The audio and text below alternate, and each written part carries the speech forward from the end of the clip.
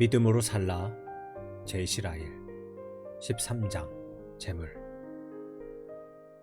한 부자가 있어 자색 옷과 고운 베옷을 입고 날마다 호화롭게 즐기더라.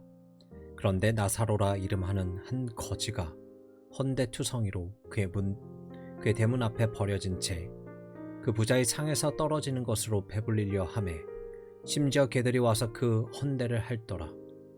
이에 그 거지가 죽어 천사들에게 받들려 아브라함의 품에 들어갔고 부자도 죽어 장사되매 그가 음부에서 고통 중에 눈을 들어 멀리 아브라함과 그의 품에 있는 나사로를 보고.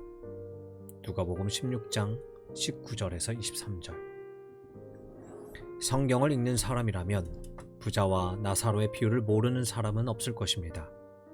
그 중에서도 본문은 탕자의 비유와 마찬가지로 읽는 사람의 마음에 깊이 각인될 만한 아주 인상적인 장면입니다. 이유는 간단합니다. 부자와 나사로의 비유는 그 자체로 선명하게 채색된 그림이기 때문입니다. 읽는 동안 우리는 어느새 이야기 속으로 빨려 들어갑니다. 그래서 어느 순간부터 우리는 독자가 아니라 바로 곁에서 이 상황을 지켜보고 있는 구경꾼이 됩니다. 여기서 묘사하는 모든 사건을 하나하나 지켜봅시다. 비유가 묘사하는 바를 하나하나 눈으로 봅니다. 대화 하나하나를 귀로 듣습니다. 비유가 묘사하는 모든 것을 손으로 만질 수 있을 것 같은 착각이 들 정도입니다. 부자가 베푼 연회, 부자가 입은 자색옷, 고운 아마포, 그 집의 대문, 그 곁에 기대고 앉은 거지, 그 몸의 헌대, 그것을 핥는 동네 개들, 빵 부스러기, 두 사람의 죽음, 부자의 장사됨, 천사들의 영접, 아브라함의 품, 지옥에서 두려움으로 깬 부자, 지옥불, 천국과 지옥을 가르는 구렁, 소망 없는 후회 등 이 모든 것이 우리 눈앞에 도드라지고 우리 지각에 깊이 새겨집니다. 가장 탁월한 언어를 구사하는 사람은 청중의 귀를 눈으로 바꾼다라는 유명한 아라비아 화술의 표준에 견주어도 전혀 손색이 없는 탁월한 언어 구사력이 돋보이는 이야기입니다.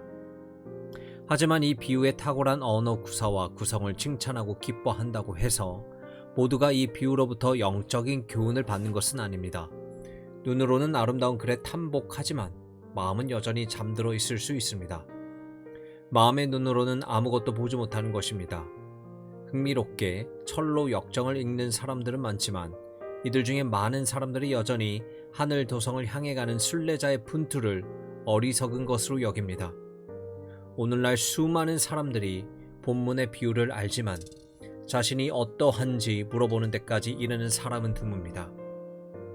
이들의 귓전은 울려도 이들의 양심은 울리지는 못하는 것입니다. 양심은 여전히 귀 머거리로 남아 있습니다. 나단 예언자가 다윗에게 외쳤던 당신이 그 사람이라는 외침을 듣지 못합니다. 한 번도 하나님께로 돌아서서 떨리는 마음으로 주여 이것이 제 모습입니까? 그렇습니까? 라고 물어본 적이 없는 사람들입니다. 이 비유가 가르치고자 하는 진리를 함께 생각해 봅시다.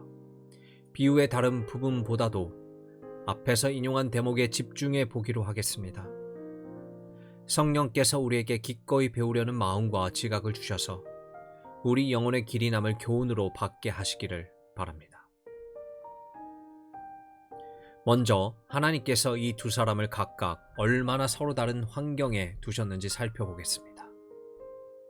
예수님은 한 부자와 거지에 대한 말씀으로 이 비유를 시작하십니다. 부자나 거지 둘 중 하나를 칭찬하거나 높이시는 말씀은 한마디도 하지 않으십니다. 이 부자와 거지가 각각 처한 환경을 설명하실 뿐입니다.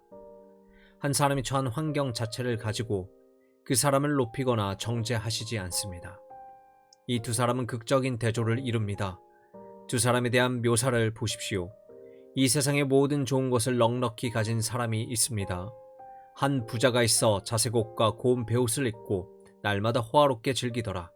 누가복음 16장 19절. 여기 또 다른 한 사람이 있습니다. 말 그대로 아무것도 아닌 사람입니다.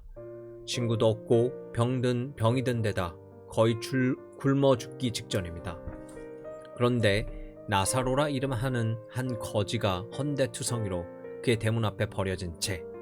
누가복음 16장 20절. 두 사람 다 아담의 후손입니다.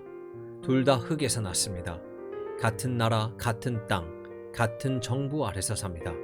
하지만 이들이 처한 상황은 확연히 다릅니다. 그러나 이 비유가 가르치고자 하는 교훈은 여기에 있지 않습니다.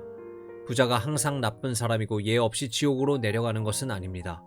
가난하다고 해서 다 선해서 천국으로 가는 것도 아닙니다.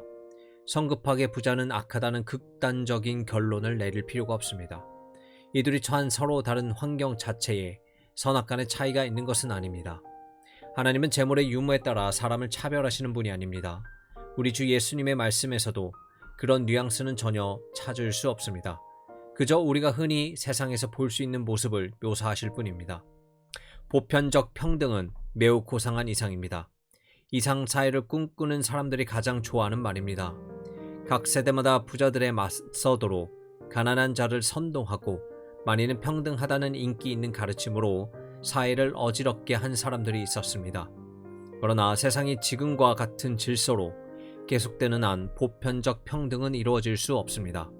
사회 불평등과 불공평을 비난한 사람들은 대부분 많은 이들의 호응을 얻었습니다. 하지만 인간의 본성이 변하지 않는 한 이런 불평등은 계속될 수밖에 없습니다. 지혜로운 사람이 있는가 하면 어리석은 사람이 있습니다. 강한 사람이 있는가 하면 약한 사람이 있습니다. 건강한 사람이 있는가 하면 병든 사람이 있습니다. 게으른 사람이 있는가 하면 부지런한 사람이 있습니다. 신중한 사람이 있는가 하면 그렇지 못한 사람이 있습니다. 이런 상황이 달라지지 않는 한 이 땅에는 항상 부자와 가난한 자가 있을 수밖에 없습니다. 자녀가 부모의 잘못된 행동을 답습하는 한, 인간이 조절할 수 없는 해와 비와 더위와 추위와 바람과 파도와 가뭄과 역병과 폭풍과 폭설이 계속되는 한, 이 땅에는 부자와 가난한 자가 병존할 수밖에 없습니다. 세상의 그 어떤 정치, 경제학으로도 가난한 자들을 땅에서 그치게 하지 못합니다. 지금 당장 영국 사람들이 가진 재산을 모두 몰수해서 모든 사람에게 고루 재분배 보십시오. 20살 이상의 모든 사람에게 똑같은 분량의 재산을 나누어 줘 보십시오. 똑같이 가진 상태에서 모든 것을 다시 시작하도록 해보십시오. 그러고 나서 50년이 되는 해에 모든 것이 어떻게 되는지 보십시오. 재물을 재분배하기 전과 똑같은 상황이 재현되는 모습을 볼 것입니다. 그때 똑같이 사람들마다 서로 다른 형편과 상황에서 살아갈 것입니다. 그동안 일을 열심히 한 사람이 있는가 하면 빈둥거렸던 사람이 있을 것입니다. 항상 부주의한 사람이 있는가 하면 항상 주도 면밀한 계획 아래서 모든 것을 실행하는 사람이 있을 것입니다. 사는 사람이 있는가 하면 파는 사람이 있고, 허비하는 사람이 있는가 하면 모으는 사람이 있을 것입니다. 그리고 여전히 어떤 사람은 부자로 드러나고 어떤 사람은 가난한 자로 드러날 것입니다. 인위적으로 모든 사람을 똑같게 하려고 헛되고 어리석은 말에 귀를 기울이지 마십시오. 차라리 모든 사람의 키, 몸무게, 힘, 지능도 다 똑같아야 한다고 주장하는 편이 낫습니다. 참나무마다 모양과 크기가 똑같아야 한다고 주장하는 것이 낫습니다. 풀마다 이파리 길이가 같아야 한다고 주장한 것이 낫습니다. 우리 주변에 보이는 모든 고통의 궁극적인 원인은 죄라는 사실을 마음에 깊이 새깁시다. 죄는 부자가 누리는 엄청난 사치와 가난한 자가 당하는 비참함의 가장 큰 원인입니다. 상류층의 무정한 이기심과 하층민의 속절없는 가난의 가장 큰 원인입니다. 모든 사람이 마음이 새롭게 되고 거룩하게 되어야 합니다. 마귀가 결박되어야 합니다. 평화의 왕이 오셔서 위대한 권세와 통치를 회복하셔야 합니다. 이 모든 일이 먼저 이루어져야 보편적 행복을 누릴 수 있습니다. 지금 부자와 가난한 자를 나누는 구렁이 메워질 수 있습니다. 특정한 형태의 정부나 교육 방식, 정치, 정당이 이 땅에 천년 왕국을 세울 것이라는 생각을 경계하십시오. 모든 사람에게 선을 베풀기를 힘쓰십시오. 가난한 형제들 불쌍히 여기고 공경에서 이들을 일으켜 세우기 위한 모든 노력을 경주하십시오. 더 많이 배우고 도덕성을 기르고 가난한 사람들이 처한 상황을 개선하기 위한 노력을 게을리하지 마십시오. 하지만 타락한 세상을 살고 있다는 사실 또한 잊지 마십시오. 온통 죄로 둘러싸인 세상을 살고 있음을 잊지 마십시오. 마귀가 온 땅을 다니며 역사하는 것을 잊지 마십시오. 그런 의미에서 이 비유에 나오는 부자와 나사로는 우리 주님이 오시기 전까지 이 땅에 계속될 두 부류의 사람을 가리키고 있음을 기억하십시오. 다음으로 어떤 사람이 처한 현재 상황이 그 사람 영혼의 상태까지 말해주는 것은 아닙니다. 이 비유에서 부자는 세상이 말하는 성공한 사람의 전형입니다. 이 땅의 삶이 전부라면 이 사람은 자기 마음에 원하는 바를 모두 가진 사람일 것입니다. 우리가 알다시피 이 부자는 자색 옷과 고운 베옷을 입고 날마다 호화롭게 즐겼습니다. 돈으로 얻을 수 있는 모든 것을 가진 것이 분명합니다.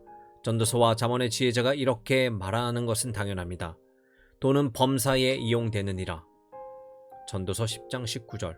부유한 자는 친구가 많으니라. 잠언서 14장 20절. 하지만 이 비유를 다 읽은 사람이라면 이 부자야말로 가장 불쌍하고 가장 가난한 사람임을 깨달을 것입니다. 이 부자가 지금 누리는 모든 것을 재해해 보십시오. 아무것도 남는 것이 없습니다. 죽으면 모든 것이 끝입니다. 무덤 저편까지 가져갈 수 있는 것은 아무것도 없습니다. 오는 세상을 위해 준비해 둔 것이 아무것도 없습니다. 많은 재물이 있었지만 정작 하늘을 위해 재물을 쌓아두지는 않았던 것입니다. 자색 옷과 고운 베옷이 많았지만 정작 의의 옷은 없었습니다. 매일 연애로 모이는 친구들은 많았지만 정작 하나님 보좌 우편에 앉으신 분을 친구로 모시지는 못했습니다.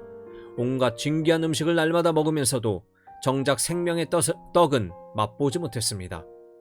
이 땅에서는 의리의리한 저택을 가졌지만 영원한 세상에는 자신이 거할 자리도 단 한 뼘도 얻지 못했습니다. 하나님도 그리스도도 믿음도 은혜도 사제도 거룩도 없이 짧은 몇 년을 살다가 소망도 없이 사망의 구덩이로 내려가야 했습니다. 이 땅에서 그가 누렸던 모든 번영이 얼마나 허탄하고 공허합니까? 이 부자는 실제로는 아주 궁핍한 자였습니다. 나사로는 문자 그대로 세상에서 아무것도 가진 것이 없는 사람으로 나옵니다. 그의 삶보다 더 궁핍하고 처참한 삶이 또 있을까 싶을 정도입니다. 집도, 돈도, 양식도, 건강도, 심지어 걸칠 만한 옷 한 벌 없는 사람이었습니다. 그의 헐벗은 모습은 너무 비참해서 한 번 보면 쉽게 잊혀지지 않습니다. 나사로는 헌데투성이에도 그의 대문 앞에 버려진 채 있었습니다. 동네 개들까지 와서 그의 헌대를 할곤 했습니다. 잠언의 지혜자의 말이 옳습니다.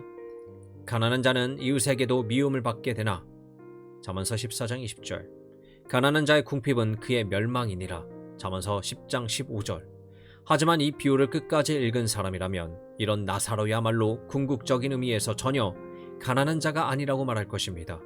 그는 하나님의 자녀였습니다. 영광의 후사였습니다.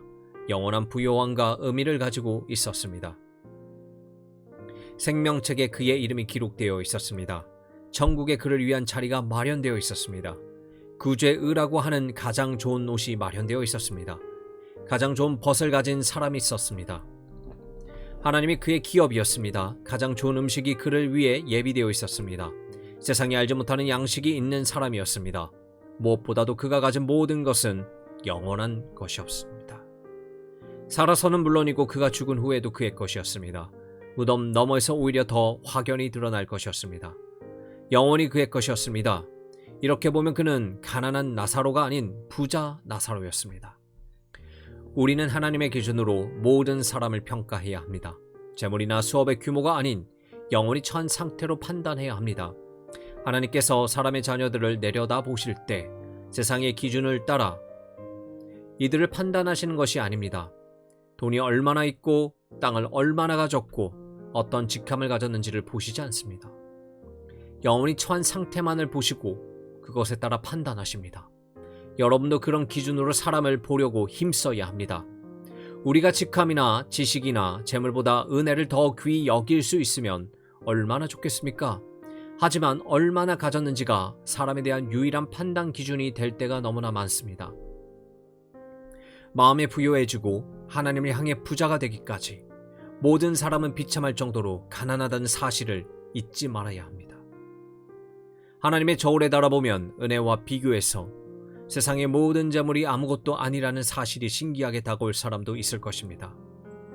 이상하게 들릴지 모르지만 하나님이 보시기에는 회심하지 않은 왕보다 회심한 거지가 훨씬 더 중요합니다.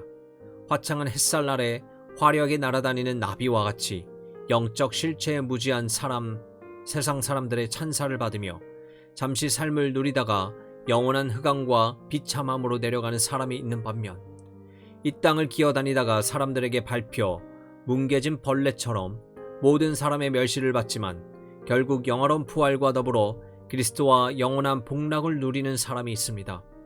이런 사람을 가리켜 우리 주님은 내가 내 환난과 궁핍을 알거니와 실상은 내가 부요한 자니라고 말씀하십니다. 아합 왕은 북이스라엘 10지파를 다스렸습니다. 오바댜는 한갓 그 집의 종에 불과했습니다. 하지만 하나님이 보시기에 이 왕과 종 가운데 누가 더 소중합니까?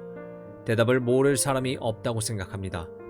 리들리와 라티머는 자신들이 누리던 모든 지위와 품위를 잃고 범죄자로 감옥에 던져졌고 결국 화형에 처해졌습니다. 이들을 잔해했던 핍박자 보너와 가디너는 교회 고위직까지 올라 막대한 수입을 얻을 뿐 아니라 죽을 때도 아무런 어려움이 없었습니다. 하지만 이 두 부류의 사람 중 누가 주님 편에 섰습니까? 유명한 목사인 리처드 백서트는 악의가 담긴 비방을 받고 가장 불의한 재판을 통해 기나긴 감옥 생활을 했습니다. 그를 감옥에 가둔 재판장 조지 제프리스는 도덕적으로나 신앙적으로나 악랄하기가 소문이 난 사람이었습니다. 백스터는 감옥에 갇힌 반면 제프리스는 온갖 영예를 다 누렸습니다. 하지만 이 둘 중에 누가 선한 사람입니까? 제프리스입니까? 아니면 성도의 영원한 안식의 저자인 백스터입니까? 재물이 많고 세상적으로 성공하는 것이 곧 하나님의 은혜를 입은 증거는 아니라는 사실을 분명히 해야 합니다. 오히려 성공과 부는 인간의 영혼의 올무와 걸림돌로 작용할 때가 많습니다. 세상을 사랑하고 하나님을 잊어버리게 하기가 쉽습니다. 솔로몬이 하는 말을 들어보십시오. 부자 되기에 애쓰지 말고. 잠언서 23장 4절. 바울은 무엇이라고 합니까? 부하려 하는 자들은 시험과 올무와 여러가지 어리석고 해로운 욕심에 떨어지나니 곧 사람으로 파멸과 멸망에 빠지게 하는 것이라. 디모데전서 6장 9절.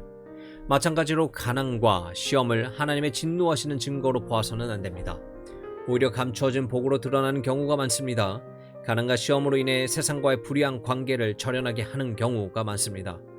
위의 것에 우리의 마음을 두게 합니다. 죄인으로 하여금 자기 마음의 상태를 보게 합니다. 성도로 하여금 선한 일에 풍성한 열매를 맺도록 합니다. 욥기가 무엇이라고 합니까?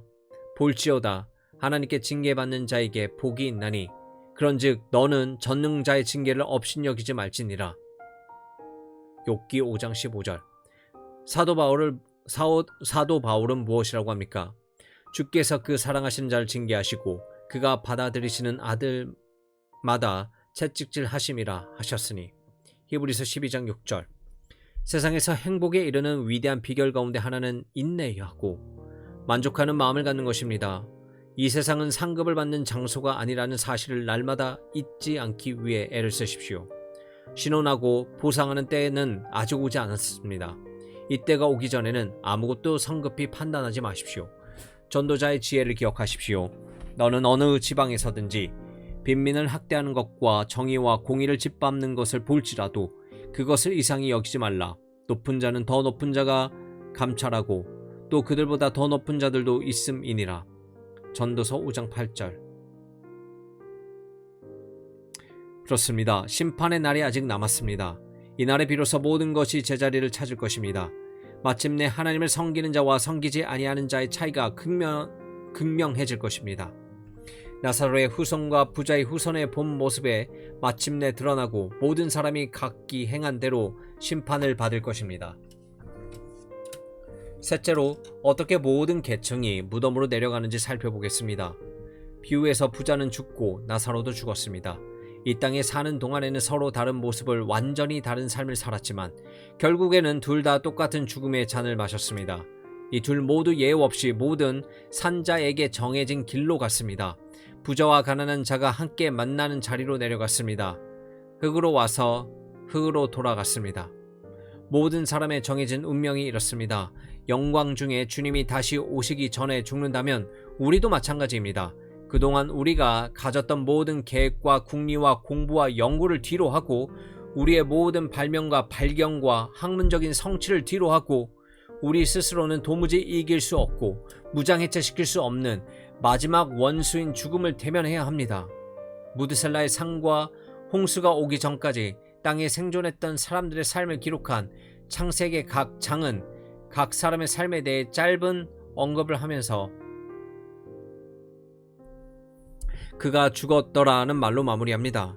그로부터 4800년이 지났지만 우리 가운데 이보다 더 나은 말로 자기 일생을 마무리할 수 있는 사람이 누가 있습니까? 말머리와 워싱턴과 나폴레옹과 웰링턴의 영웅적인 역사들도 하나같이 동일한 언급으로 마무리됩니다.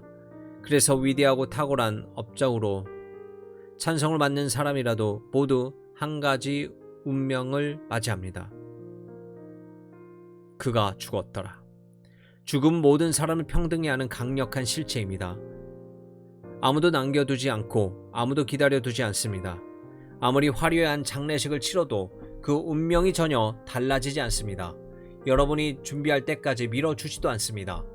외호를 두르고 많은 문장을 만들고 빗장을 지르고 볼트를 박아서 죽음이 찾아오는 것을 막을 길이 없습니다. 영국 사람들 가운데 자기 집의 성이라는 것을 자랑스럽게 생각하는 이들이 있습니다. 하지만 자랑할 만한 그 모든 것으로도 죽음을 감동시키지 못합니다. 오스트리아의 한 귀족은 자기 앞에서는 죽음과 천연두라는 말만 입에도 담지 못하도록 했습니다. 그렇게 하면 죽음이나 역병을 막을 수 있으리라고 생각했던 것입니다. 하지만 그런 말을 입 밖으로 내지 않는다고 죽음이 깜빡 잊고 찾아오지 않은 것은 아닙니다. 그런 것은 상관없이 하나님의 정한 때에 되면 죽음은 어김없이 찾아옵니다. 한 남자가 많은 돈을 주어야 살 수 있는 편안하고 멋진 마차를 타고 길을 가고 있었습니다. 그 곁에는 다른 사람이 힘겹게 길을 따라 걷고 있었습니다. 하지만 이들은 결코 죽음이라는 한 집에서 만나게 될 것입니다. 어떤 사람은 압살롬과 같이 50명도 넘는 종들의 수종을 받습니다. 하지만 또 어떤 사람은 자기를 위하여 손가락 하나를 까딱해 줄 사람이 없습니다.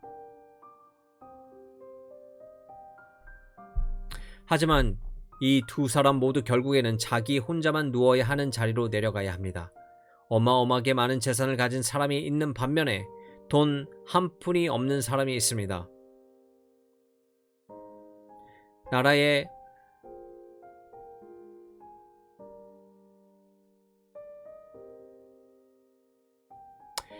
절반을 소유한 사람이 있는가 하면 풍성기를 딸 텃밭 한마지기도 없는 사람이 있습니다.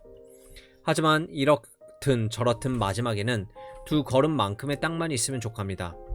모든 좋은 것으로 자기 몸을 가꾸고 먹이고 치장하는 사람이 있는가 하면 기본적인 먹을거리나 입을거리조차 없는 사람이 있습니다.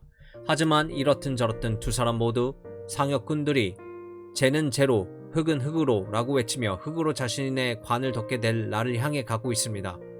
지금부터 50년만 지나보십시오. 망자의 뼈를 들고 이것은 부자의 뼈고 이것은 가난한 자의 뼈다 라고 구별할 사람은 아무도 없을 것입니다. 그냥 모든 죽은 자의 뼈일 뿐입니다. 물론 죽음에 대한 이런 이야기는 어제 오늘의 일이 아닙니다. 이런 사실을 전혀 부정할 필요가 없습니다. 저는 지금 모든 사람이 익히 아는 말을 하고 있습니다. 너무나 잘 알고 있지만 풍성한 만큼 느낌까지 못하는 것 또한 사실입니다. 맞습니다. 죽음에 대한 이런 사실을 제대로 느끼고 있다면 적어도 지금처럼 말하고 행동하지는 않을 것입니다. 때로 복음을 전하는 목사들이 강한 어조나 용어를 사용할 때 의아해하기도 할 것입니다. 그들이 즉각적인 결단을 요구하는 것 때문에 당혹스럽기도 할 것입니다. 그리스도를 더 친근히 알 것을 촉구하고 자신의 거듭남과 구원을 분명히 하도록 요구하는 것은 극단적이고 지나치다고 생각할 것입니다. 그런 설교를 듣기는 하지만 받아들이지는 않습니다. 목사님의 의도는 알겠는데 좀 지나친 것 같다 라고 말하면서 교회당을 나섭니다. 하지만 죽음이라는 실체에 대해 말할 때는 달리 방법이 없음을 알아야 합니다. 우리가 섬기는 회중의 숫자가 죽음으로 인해 점점 줄어갑니다. 1명, 2명 보이지 않는 얼굴이 늘어납니다. 다음은 누가 차례일지 알 수가 없습니다. 한번 넘어진 나무는 다시 일어날 수 없는 것처럼 사망 후에는 심판이 있습니다. 그러므로 죽음에 대해 전할 때는 담대하고 결연할 수밖에 없습니다. 어떻게 죽음을 말하면서 두루뭉술하게 돌려 말할 수 있겠습니까? 사람들의 기분을 상하게 할지언정 영원히 잃어버린 자가 되는 모습을 보고 싶지 않습니다. 그러므로 복음에 설교하는 목사로서 리처드 백스터가 새로운 기준, 다시는 설교하지 못할 자처럼 설교하고 죽어가는 자가 죽어가는 자에게 설교하는 것처럼 설교하겠다를 추구하지 않을 수 없습니다. 찰스 2세가 자신의 설교자들 가운데 한 사람을 가리켜 말한 것이 곧 우리 설교자들의 특징이 되어야 합니다. 저 설교자는 죽음이 바로 자기 등 뒤에 와 있는 것처럼 설교한다. 그 설교를 들은 날은 잠을 제대로 잘 수가 없다. 사람들이 언젠가 죽을 사람처럼 사는 법을 배우면 얼마나 좋겠습니까? 조만간 떠나게 될 이 세상과 이 땅에서 잠시 누리는 평안한 것들의 마음을 사로잡혀 사는 것은 너무나 어리석고 비참한 일입니다. 1cm도 안 되는 시간을 만끽해 보겠다고 영광스러운 불멸의 삶을 잃어버린다니요. 이 땅에서 우리는 영생에 비하면 하찮을 수밖에 없는 일들에 사로잡혀 수고하고 애쓰고 힘씁니다. 작은 흙더미 위로 이리저리 분주하게 다니는 개미들처럼 말입니다. 하지만 불과 몇 년이면 우리 모두는 떠나고 없을 세상입니다. 다른 세대가 우리 자리를 채울 것입니다. 우리는 영생을 위해 살아갑니다. 누구도 우리에게 빼앗아 갈 수 없는 기업을 추구하며 살아야 합니다. 존 버년 황금률을 기억해야 합니다. 인생을 잘 살고 싶은 사람은 자신의 죽는 날을 일생의 친구로 삼고 어디를 가든 동행해야 합니다. 네 번째로 사람의 영혼이 하나님 보시기에 얼마나 소중한지 보겠습니다. 이 비유에서도 부자도 죽어 장사되었습니다. 살아생전에 그가 누리던 것들을 볼 때 아마도 성대한 장례식이 치러졌을 것이 분명합니다. 하지만 그것으로 끝입니다. 육신과 영혼이 나뉘는 순간 이후에 대해서는 아무것도 들은 바가 없습니다. 그리고 곧이어 지옥에서 고통당하는 이야기를 듣습니다. 물론 나사로도 죽었습니다. 장례식이나 제대로 만들었는지 치렀는지 모르겠습니다. 어쨌든 이에 대해서는 들은 바가 없습니다. 일생을 길에서 전전하다가 죽은 거지나 노숙자를 장사하는 것은 가장 율적인 일들 가운데 하나입니다. 나사로의 장례도 예는 아니었을 것입니다. 하지만 우리가 분명히 아는 것은 그가 죽은 직후 천사들이 그를 아브라함의 품으로 옮겨갔다는 사실입니다.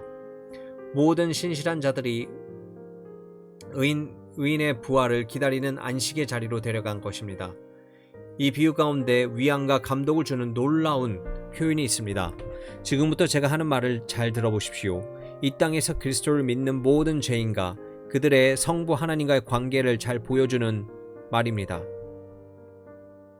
만약에 왕께서 그리스도의 가장 비천하고 미약한 제자에게까지 어떠한 관심과 사랑을 보여주시는지 보십시오. 정작 본인들은 꿈도 꾸지 못할 수 있지만 이 땅의 신자들을 누가 어떻게 수종드는지 보십시오. 이들이 성령으로 거듭날 때 천사들이 얼마나 기뻐하는지 모릅니다. 일생 동안 천사들이 신자들을 수종듭니다. 광야 같은 세상을 지날 때 천사들이 그를 둘러 진을 칩니다. 죽을 때도 천사가 그들 수종들어 본향으로 안전하게 데리고 갑니다. 그렇습니다. 신자, 자신이 보기에는 자기만큼 악하고 저급한 사람도 없는 것 같겠지만 그리스도 안에 있는 가난하고 겸손한 신자는 우리가 도무지 헤아릴 수 없는 관심과 하늘 아버지의 돌보심을 받습니다. 주께서 그의 목자가 되셨기에 아무것도 부족한 것이 없습니다. 시편 23편 1절. 있는 모습 그대로 그리스도께로 나오고 그분과 합하기만 하면 언약이 정하는 모든 은혜를 받아 누립니다. 여러분, 무거운 죄의 짐에 짓눌려 있습니까? 여러분의 죄가 주홍 같을지라도 눈과 같이 희게 될 것입니다.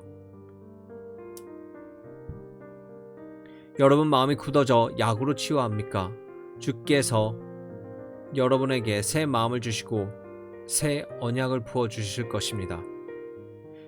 여러분 연약하고 용기가 없습니까?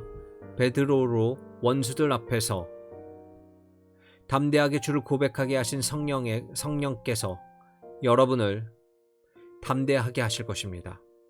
여러분 무지합니까? 도마에 더딘 믿음을 친히 담당하신 분께서 여러분을 모든 진리 가운데로 인도하실 것입니다. 여러분 혼자인 것 같습니까? 모든 사람이 바울을 버리고 떠났을 때 그의 곁에서 그를 붙들었던 바로 그분이 여러분 곁에 계실 것입니다. 여러분 극심한 어려움과 시험에 처했습니까? 네로의 집안 사람들로 끝까지 성도로 남아있게 하신 분께서 여러분으로 끝까지 이기게 하실 것입니다. 하나님께서는 신자의 머리카락까지 세십니다. 그분이 허락하시지 않으면 어떤 해도 당하지 않을 것입니다. 신자에게 위해를 가하는 자는 다름 아닌 하나님의 눈동자를 건드리는 것입니다. 그리스도의 몸의 지체와 형제된 자를 건드리는 것입니다. 신자가 당하는 시험은 예 없이 하나님의 지혜를 따라 허락된 것입니다. 욥에게 했던 것처럼 사탄은 기껏해야 신자를 괴롭힐 수 있을 것입니다. 그것도 하나님께서 허락하실 때만 말입니다. 신자가 감당하지 못할 시험은 일어나지 않습니다. 신자를 둘러싼 모든 일이 합력하여 선을 이룹니다. 신자의 발걸음은 모두 은혜 가운데 영광으로 나아가도록 정해집니다. 천국을 위해 준비될 때까지 신자는 이 땅에서 보존됩니다.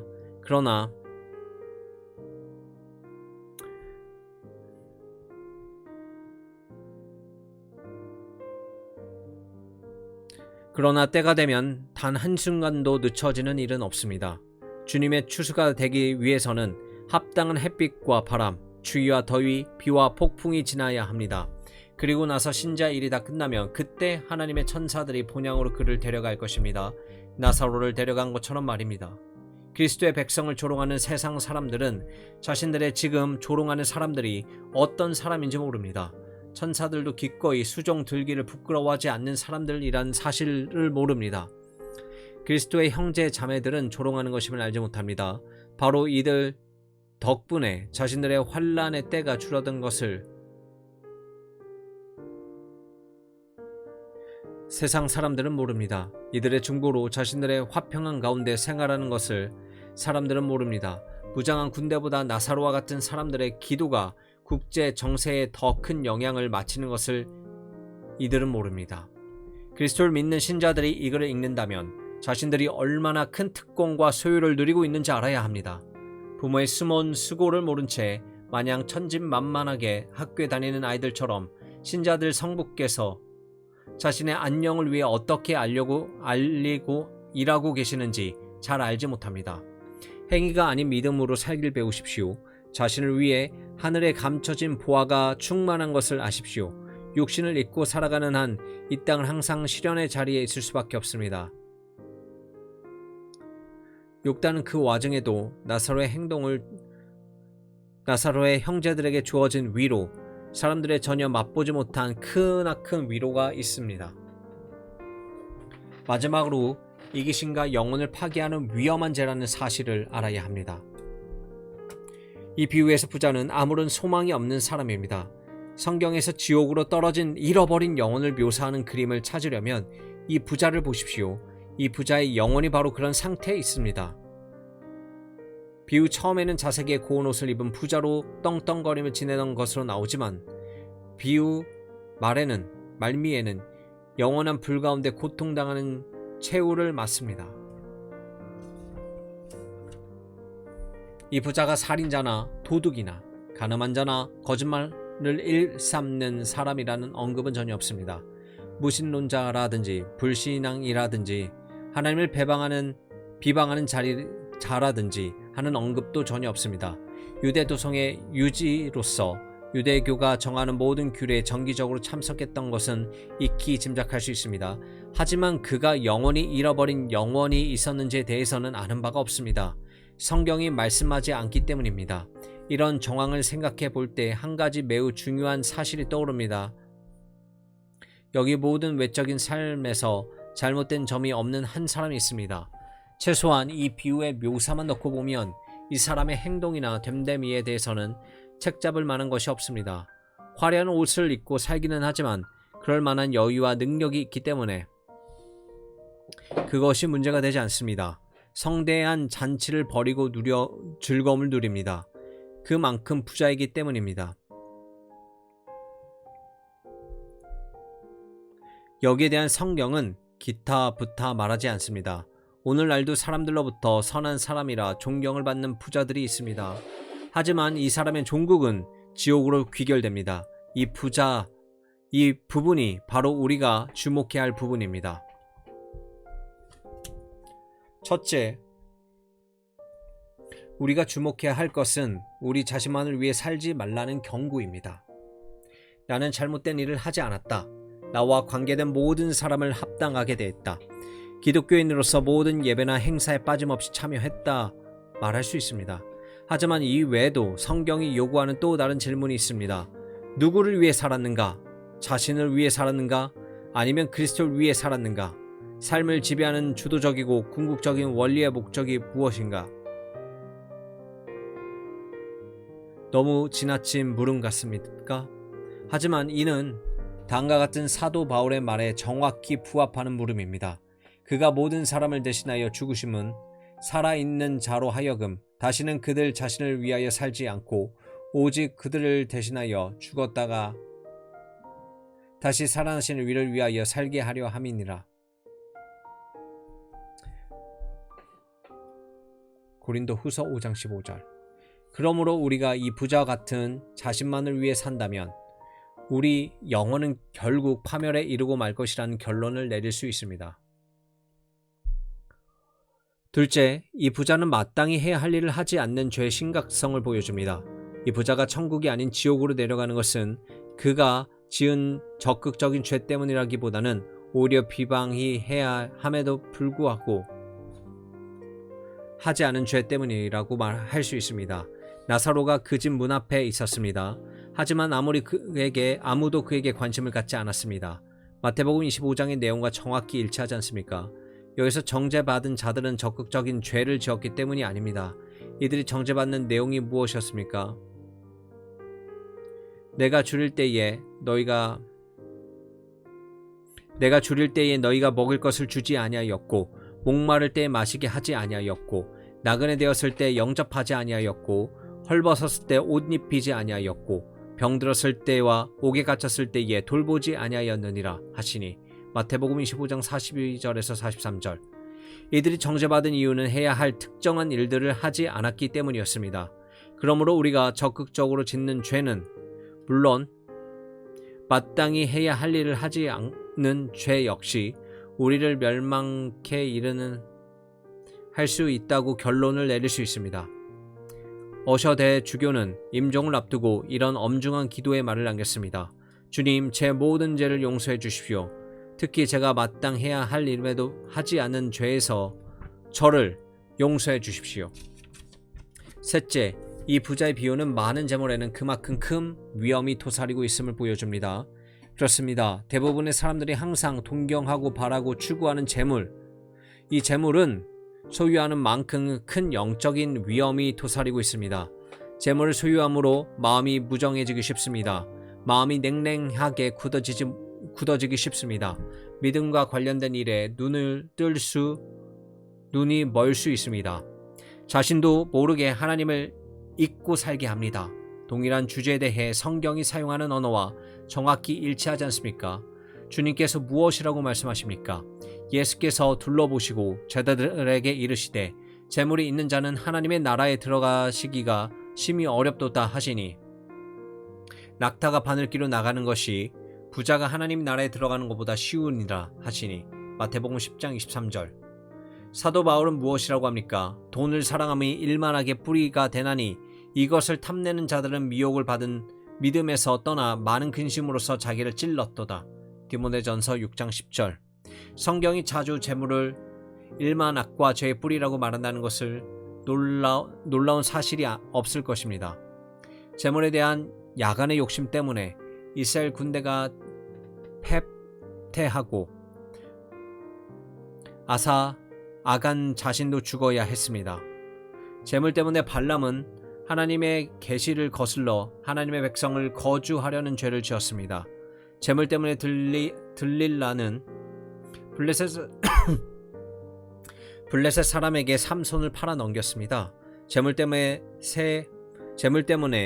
계하시는 나아만과 엘리사에게 거짓말을 하고 문둥병이 들었습니다. 재물 때문에 아나니아와 삽비라는 초대교회 최초의 위선자로 드러났고 목숨을 잃었습니다. 재물 때문에 가룟 유다는 그리스도를 팔아 넘기고 자신은 영원한 멸망으로 떨어졌습니다. 이런 사실들은 재물에 대한 욕심이 얼마나 위험한지를 소리 높여 외치고 있습니다. 재물은 아무리 가져도 사람이 만족할 줄 모르는 것들 가운데 하나입니다. 물론 재물이 있기 때문에 하지 않아도 되는 염려가 있습니다. 하지만 염려를 하지 않게 해주는 것 이상으로 많은 염려를 불러오는 것이 또한 재물입니다. 재물을 얻기 위해서는 많은 수고를 해야 하고 그렇게 얻은 재물을 지키기 위해서는 또 많은 염려를 해야 합니다. 재물을 사용하는 데 있어서도 크나큰 유혹이 있습니다. 재물을 악용할 소지가 정말 많습니다. 재물을 잃어 슬픔에 빠지기도 합니다. 후손에게 재물을 물려주는 것도 쉽지 않은 일입니다. 세상에서 일어나는 모든 분쟁과 고소의 3분의 2가 돈 때문입니다. 가지면 가질수록 올무가 되고 사람의 마음을 달라지게 하는 것이 재물입니다. 멀리서 보면 재물은 참 좋아 보입니다. 있으면 너무나 행복할 것 같습니다. 하지만 일단 우리 손에 들어오면 도구로 변하는 경우가 많습니다. 일확천금의 기회를 가진 사람의 영혼에 재물이 어떤 영향을 미치는지 제대로 말할 수 있는 사람이 없습니다. 가난할 때는 믿음의 경주를 잘 하다가도 부자가 되면 하나님을 잊어버리는 사람들이 무수히 많습니다. 이 비유에 나오는 부자와 같이 많은 재물을 가진 사람들의 영혼은 갑절의 괴로움을 당할 수밖에 없습니다. 막대한 재물은 영혼에게 가장 해로운 환경입니다. 이런 상황에서 자신을 온전히 지키기 위해서는 갑절의 노력과 경계가 필요합니다. 넷째, 이 부자의 비유는 종말의 시대에 자기 중심적으로 살아가지 말 것을 경고합니다. 디모데후서 3장 1절부터 2절이 특별히 경고합니다. 말세이에 고통하는 때가 이르러 사람들이 자기를 사랑하며 돈을 사랑하며 지금 우리는 종말의 때를 살아가고 있습니다. 그러므로 자신의 영혼을 사랑하는 사람이라면 여기서 경고하고 있는 죄를 조심해야 합니다. 우리는 지금 우리가 살아가는 시대를 제대로 분별하지 못하고 있는지도 모릅니다. 사람에게는 직접 느끼고 본다는 이유로 자신이 당하는 불행과 괴로움을 과장하고 확대 해석하는 경향이 있습니다. 그렇다 하더라도 오늘날 자기 중심적인 삶보다 더 큰 경고를 바라야 할 것이 또 있을까 싶습니다. 영국에서 모든 계층의 사람들이 지금처럼 안락하게 지내고 좋은 것들 누리고 산 때가 없었을 것입니다. 하지만 사람들이 자신을 위해 사용하는 재물과 구제하고 선을 베푸는 일을 위해 사용하는 재물 간에 심각한 불균형이 있습니다. 많은 부자들이 기부와 선행을 한 번의 기부금으로 끝내버리고 맙니다. 인색한 모습이 아닐 수 없습니다. 많은 탁월한 일들을 했던 종교기관들이 자금난으로 문을 닫고 있습니다. 구제를 위한 기부자 명단이 점점 줄어들고 있습니다. 영국에 있는 부자들의 기부를 위해서 말 그대로 단 한 푼도 쓰지 않고 살아갑니다. 기부를 한다고 해도 자신들이 가진 재물에 비해 턱없이 인색합니다.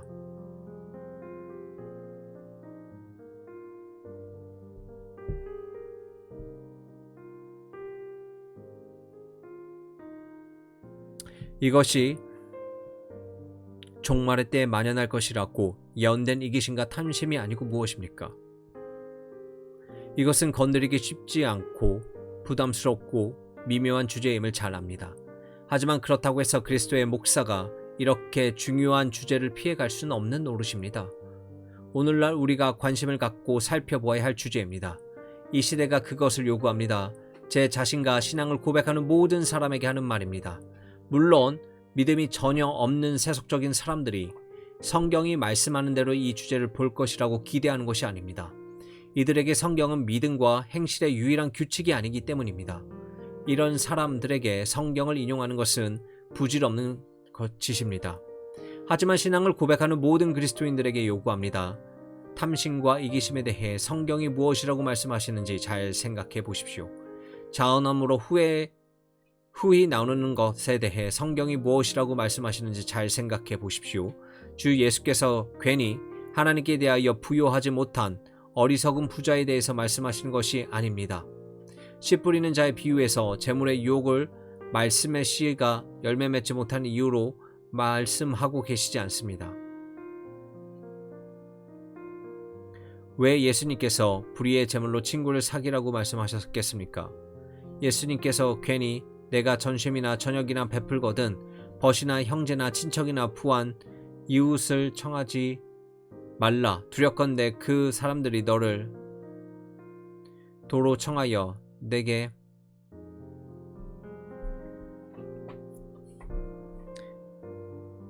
가품이 될까 하노라.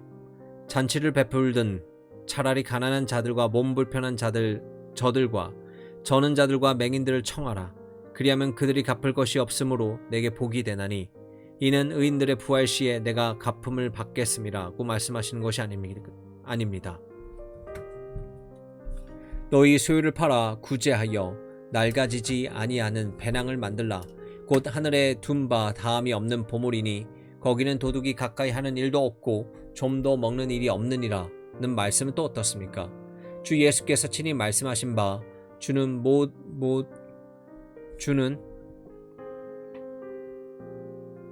주는 것이 받는 것보다 복이 있다 하심을 기억하여야 할지니라고 성경은 말씀합니다. 왜 예수께서 강도 만난 이웃을 모르는 채 피해간 제사장과 레위인의 행실을 따르지 않도록 조심하라고 말씀하시겠습니까? 왜 사도 바울이 탐심을 가장 끔찍한 우상 숭배의 죄에 비견하겠습니까?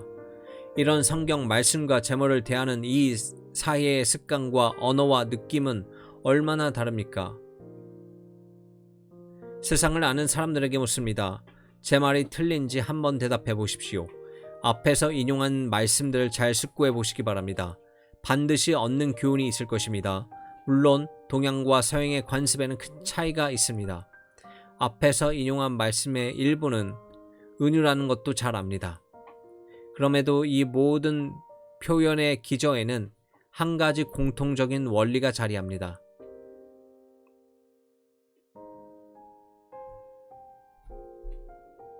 이 원리마저 무시해서는 안 됩니다. 오늘날 자칭 그리스도인이라 하면서도 앞에서 한 말들이 듣기 거북하고 불편한 사람은 제 말을 부인하기 전에 먼저 이 말씀이 뜻하는 바가 무엇인지를 말할 수 있어야 합니다. 맞습니다. 기부와 자선에 힘쓴다고 그것 때문에 죄가 속해지는 것은 아닙니다. 선행 때문에 우리가 의롭게 되는 것도 아닙니다. 가난한 자를 먹이고 우리의 소유를 나누고 병원을 세우고 교회당을 짓는 일을 한다고 해도 사랑이 없으면 아무것도 아니라는 것도 맞습니다. 하지만 우리의 재물로 구원받는 것이 아니라는 사실이 곧 우리의 재물을 선한 일에 함께 나누지 않아도 된다는 말은 아닙니다. 이런 극단에 빠지지 않도록 조심해야 합니다. 여러분 가운데 재물을 가진 사람이 있습니까? 그렇다면 상가 모든 탄심을 물리치라는 말씀을 기억하십시오. 천국으로 가는 여정에 큰 짐을 지고 있음을 기억하십시오. 본성적으로 모든 사람은 영원히 잃어버린 바 될 위험에 처해 있습니다. 하지만 여러분의 소유 때문에 여러분은 배나 큰 위험에 처해 있습니다. 불은 꺼트리는 흙과 마찬가지로 재물과 같이 신앙의 불꽃을 맥없이 꺼트리는 것도 없습니다. 조지 뷰캐넌은 임종을 앞두고 자신의 오랜 제자인 제임스 1세에게 자신은 왕과 지체 높은 사람들은 거의 가지 못하는 곳으로 간다는 메시지를 전했습니다. 다른 사람들과 마찬가지로 여러분도 구원받을 수 있습니다. 하나님께서는 능치 못할 일이 없습니다. 아브라함, 욥, 다윗은 모두 부자였음에도 구원을 받았습니다. 하지만 조심하십시오. 재물이 종으로 있을 때는 선합니다. 하지만 일단 재물이 주인이 되면 이보다 더 악한 주인은 없습니다. 우리 주님이 하신 말씀을 가슴 깊이 새기십시오. 재물이 있는 자는 하나님의 나라에 들어가기가 심히 어렵도다 하시니 오래된 한 목사가 그 아래 금강이 자리한 땅은 대개가 아주 척박하다는 말을 했습니다. 끝으로 옳은 말입니다.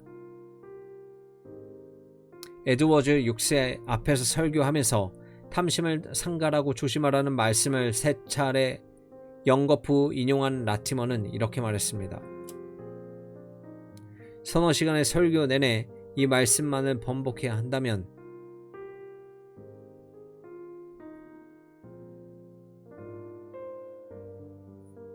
어떻게 하시겠습니까? 우리 기도 가운데, 우리의 기도서 가운데 선하심 주님, 우리가 가진 모든 재물로 재물로부터 우리를 건져 주소서라는 기도만큼 지혜롭고 필요한 기도도 없습니다. 앞의 경우와 달리 여러분 가운데 재물이 거의 없는 사람이 있습니까? 여러분들보다 재물이 많은 사람들을 질투하거나 부러워하지 마십시오. 오히려 저들 위해 기도해 주십시오. 저들 불쌍히 여기십시오. 저들의 잘못을 사랑을 가지고 대하십시오. 높은 자리에 있으면 항상 어지러울 수밖에 없습니다. 이들의 행동을 성급히 정죄하지 마십시오. 여러분이 저들에게 재물이 많았다면 저들보다 더한 사람이었을지 누가 압니까? 재물을 사랑하지 않도록 조심하십시오. 재물은 일만하게 뿌리입니다. 재물이 없어도 재물을 사랑할 수 있습니다. 자기애에 빠지지 않도록 하십시오. 궁궐에서는 물론 웅박에서도 자기애에 빠질 수 있습니다. 가난하기 때문에 구원받을 것이라고 착각하지 마십시오. 나사로와 함께 영광의 자리에 앉고자 한다면 그와 같이 궁핍함으로 인해 어려운 뿐 아니라 은혜에도 함께 참여한 사람이어야 합니다. 우리 뼛속 깊이 자리한 자기애를 이길 수 있는 비결을 알고 싶습니까? 비결은 단 한 가지입니다. 지옥에 가기를 무서워한다고 되는 것도 아닙니다. 천국을 바란다고 되는 것도 아닙니다. 도덕적 의무감으로 해결되는 것도 아닙니다. 전혀 그렇지 않습니다. 자기애라는 질병은 우리의 본성 밑바닥에 다리를 틀고 있기 때문에 그런 부정적인 동기만으로는 치유가 되지 않습니다. 그리스도 구속의 사랑을 경험하는 것 외에는 다른 치료책이 없습니다. 본성적으로 자신이 얼마나 비참한 죄책 아래에 있는지 깨달아야 합니다. 여러분을 온전케 하는 여러분의 양심에 뿌려진 그리스도 구속의 보혈의 능력을 경험해야 합니다. 그리스도를 묵상함으로 하나님과 화평을 누리는 것이 얼마나 달콤한지 맛보고 성령으로 말미암아 화목케 하신 성령의 사랑이 여러분의 마음을 가득 채우는 것을 느껴야 합니다. 그때 비로소 이기심이라고 하는 원천이 무너지기 시작합니다. 하지만 그 전에는 아닙니다. 그리스도께 얼마나 어마어마한 빛을 지고 있는지 아는 사람은 그분께 무엇을 드린다 해도 하나도 아깝지 않습니다. 대단한 것을 드렸다고 생각하지 못할 것입니다. 도무지 합당하지 않은 과분한 사랑을 받았음을 절감하기 시작하면서 온 마음 다해 그분을 사랑하고 조금이라도 그분께 그 사랑을 돌려드리고자 합니다. 복에 겨워 이런 탄식을 쏟아냅니다. 내게 주신 모든 은혜를 내가 여호와께 무엇으로 보답할꼬? 시편 116편 112절. 측량할 수 없는 궁유를 값없이 받아 누리는 한 사람으로서 무엇을 드려도 아깝지 않는 그분을 기쁘시게 할 일이 있다는 것 자체를 큰 특권으로 여깁니다. 그리스도께서 그분의 피로 값주고 산 자신은 더 이상 자신의 것이 아님을 잘 알기 때문에 자신의 몸과 영으로 하나님을 영화롭게 하기 위해 혼신의 힘을 다할 것입니다. 그렇습니다. 그리스도의 사랑을 믿음으로 깨닫는 것 외에 우리 본성에 깊이 자리한 자기애를 효과적으로 치료할 묘약은 없습니다. 다른 치료책들은 이 질병을 잠시 잠재울 뿐입니다. 이 질병을 고칠 묘약은 오직 그리스도의 사랑을 맛보아 아는 것 외에는 없습니다. 다른 해독제들은 흉한 부위만을 가릴 뿐입니다. 하지만 그리스도의 사랑을 맛보아 아는 것은 완전한 치료를 약속합니다. 온순하고 좋은 성품으로 이기심을 어느 정도는 가릴 수 있습니다. 사람들의 칭찬으로 잠시 동안은 자신이 그런 사람이 아닌 것으로 착각할 수도 있습니다. 자기의에서 비롯된 금욕주의와 자의적인 자기 부인으로 다른 사람들이 그것을 못 보게 할 수도 있습니다. 하지만 성령께서 사람의 마음에 계시해 주시는 그리스도의 사랑을 알고 단순한 믿음으로 그것을 마음에서 누리지 못하면 이기심의 뿌리를 건드리고 잘라내는 일은 불가능합니다. 나를 사랑하사 나를 위하여 자기 자신을 버리신 이라는 말씀을 뜻하는 바를 온전히 깨달은 사람은 자신은 그리스도께 드리기를 기뻐합니다. 자신이 가진 모든 것을 드려 그분을 섬기기를 기뻐합니다. 그분을 위해 삽니다. 자신의 안전을 담보하는 방편으로 그렇게 하는 것이 아닙니다. 그는 이미 안전하기 때문에 그렇게 할 필요가 없습니다. 그분을 위해 일할 것입니다. 생명과 평강을 누리기 위해서가 아닙니다. 그는 이미 생명과 평강 가운데 있기 때문입니다. 이기심의 권속에서 벗어나고자 하는 사람은 그리스도의 십자가로 나아가십시오. 가서 자신의 영혼을 위해 어떤 속전이 지불되었는지를 보십시오. 가서 여러분과 같이 불쌍한 죄인도 영생을 누릴 수 있도록 어떤 놀라운 희생제사가 드려졌는지 보십시오. 하나님의 아들이 어떻게 여러분을 위해 자신을 내어놓으셨는지 보고 그런 그분을 위해 여러분을 드리는 것은 지극히 작은 일임을 배우십시오. 이렇게 하면 이 비유에서 부자를 멸망으로 이끌었던 것과 똑같은 여러분의 질병을 치료할 수 있습니다. 하지만 기억하십시오. 진정으로 이런 질병을 치료할 수 있는 묘약은 한 가지뿐입니다. 자신을 위해 살지 않기 위해서는 그리스도를 위해 살아야 합니다. 기억하십시오. 이 묘약을 아는 것이 끝이 아닙니다. 이 묘약을 여러분의 영혼에 발라야 합니다. 이 묘약이 어떻다고 듣기만 하는 것이 아니라 그것을 여러분의 영혼에 사용해야 합니다. 이제 마지막으로 여러분에게 자기 성찰이라는 매우 기묘한 의무를 촉구하면서 이 장을 마치겠습니다. 이 비유와 같은 성경 본문을 통해 많은 사람들의 마음에 자기 중심을 살피고자 하는 바람이 일어나야 합니다. 나는 어떤 사람인가? 나는 어디를 향해 가고 있는가? 나는 지금 어떻게 살고 있는가? 죽은 후 나는 어디로 갈 것인가? 이 세상을 떠날 준비가 되어 있는가? 도래하는 세상에서 거하게 될 본향을 고대하고 있는가? 옛사람을 벗고 새사람을 입었는가? 나는 진실로 그리스도와 연합한 용서받은 영혼으로 사는가? 부자와 나사로의 이야기를 들은 사람이라면 마땅히 마음에 이런 물음이 일어나야 합니다. 성령께서 여러분의 마음에 이런 의문을 불러일으키시기를 바랍니다. 자신의 영혼이 구원받기를 바라고 지금 자신의 상태에 대해서 안심할 수 없는 사람들에게 말합니다. 아직 기회가 있을 때에 구원을 찾고 또 찾으십시오. 사람을 구원하셔서 천국으로 들어가게 하실 수 있는 유일한 분이신 주 예수 그리스도께 나아가십시오. 천국의 열쇠가 그분께 있습니다. 성부께서 그분께 나오는 모든 자를 구원하도록 그분을 구주로 세우셨습니다. 간절하고 진심 어린 기도로 그분께 나아와 여러분의 형편을 말씀드리십시오. 그리스도께서 죄인을 영접하러 오셨다는 말을 들었다고 말씀드리십시오. 그래서 이렇게 나와왔다고 말씀하십시오. 그리스도로 말미암아 그리스도께 바라는 방식으로 구원받기를 바란다고 하고 여러분을 구원해 주시라고 말씀드리십시오. 조금도 미루지 말고 지금 당장 하십시오. 이 부자의 소망 없는 상태를 잊지 마십시오. 죽은 뒤에는 아무 기회도 소망도 없습니다. 마지막으로 믿는 모든 그리스도인들에게 말합니다. 사랑과 자비로 후히 나누어 주는 일에 힘쓰십시오. 자신이 하나님의 청지기임을 기억하십시오. 대가를 바라지 않고 인색함이 아니라 넉넉한 마음으로 기회가 있을 때마다 가진 것을 사람들과 나누십시오. 재물은 영원히 가지고 있지 못합니다. 어느 한 날 가진 재물을 어떻게 섞였는지 회개해야 합니다. 할 수 있을 때 영혼을 위한 보화를 쌓아 두십시오. 부자에게 자의적으로 가난하게 되라고 하는 말이 아닙니다. 그렇게 하면 정작 하나님께서 두신 자리에서 청지기로 살아가기를 거부하는 일이 될 것입니다. 세속의 직업을 떠날 필요도 없습니다. 가족을 부양할 책임을 방기하라는 말도 아닙니다. 자신의 직업에 부지런히 힘쓰는 것은 그리스도인의 마땅한 의무입니다. 우리가 부양해야 할 가솔들의 필요를 채우는 것 역시 합당한 그리스도인의 책무입니다. 하지만 이 땅을 지나가는 동안 자기 가족과 자기 자신만 보지 말고 항상 주변을 살펴보십시오. 몸은 물론 영혼이 가난한 사람들과 가진 것으로 함께 하십시오. 이 땅에서 우리가 살 날은 길지 않습니다. 이 짧은 시간에 우리가 가진 재물을 어떻게 선용할 수 있겠습니까? 이 땅을 떠나면서 이 땅이 조금이라도 더 행복하고 거룩한 곳이 되도록 하려면 재물을 어떻게 사용해야 하겠습니까? 사치를 줄여야 하지 않겠습니까?